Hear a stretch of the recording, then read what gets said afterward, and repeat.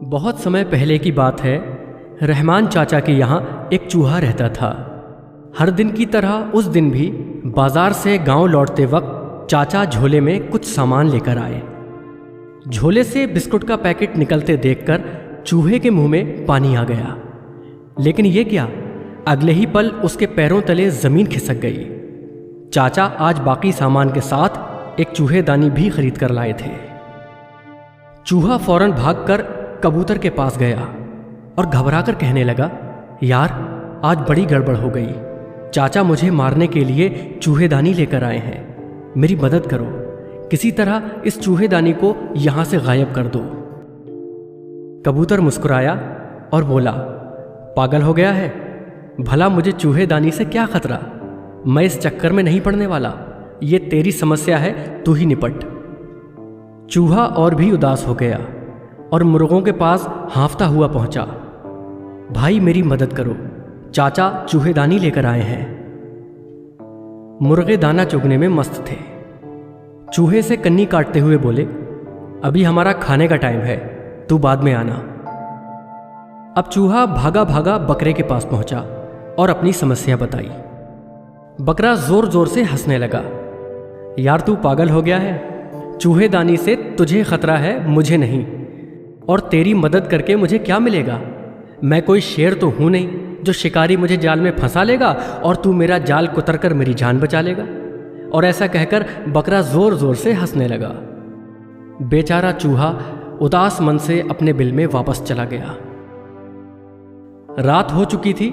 चाचा और उनका परिवार खा पीकर सोने की तैयारी कर रहे थे। तभी खटाक की आवाज आई। चाचा की छोटी बिटिया दौड़कर चूहेदानी की ओर भागी। सभी को लगा कि कोई चूहा पकड़ा गया है। कबूतर, मुर्गे और बकरे को भी लगा कि आदत से मजबूर चूहा खाने के लालच में मारा गया।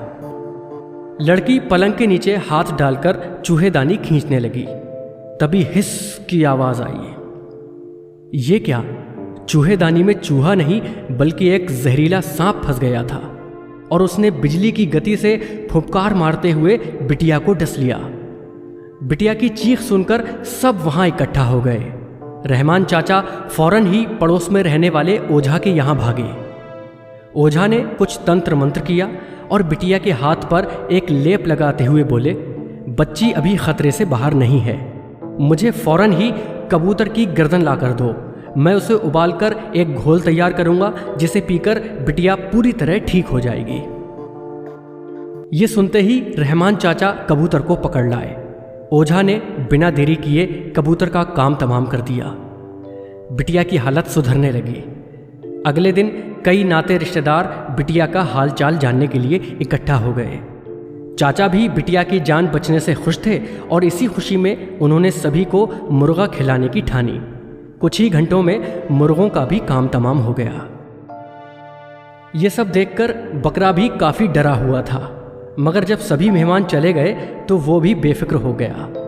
मगर उसकी ये बेफिक्री ज्यादा देर तक नहीं रह पाई। चाची ने रहमान चाचा से कहा, अल्लाह की मेहरबानी से आज बिटिया हम सबके बीच है। जब सांप ने काटा था तभी मैंने मन्नत मांग ली थी कि अगर बिटिया सही सलामत बच गई तो हम बकरे की कुर्बानी देंगे। आप आज ही हमारे बकरे को कुर्बान कर दीजिए। इस तरह कबूतर, मुर्गे और बकरा तीनों मारे गए और चूहा अभी भी सही सलामत था। दोस्तों, इस कहानी से हमें यह सीख मिलती है कि जब हमारा दोस्त या पड़ोसी मुसीबत में हो तो हमें उसकी मदद करने की भरपूर कोशिश जरूर करनी चाहिए। किसी परेशानी को दूसरे की परेशानी मानकर आंखें बंद कर लेना हमें भी मुसीबत में डाल सकता है। इसलिए मुश्किल में पड़े दोस्तों की मदद जरूर करें।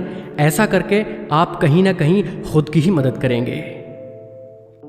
सब्सक्राइब कीजिए हमारे चैनल को और हर रोज पाइए जिंदगी बदलने वाली 2 वीडियो। शुक्रिया।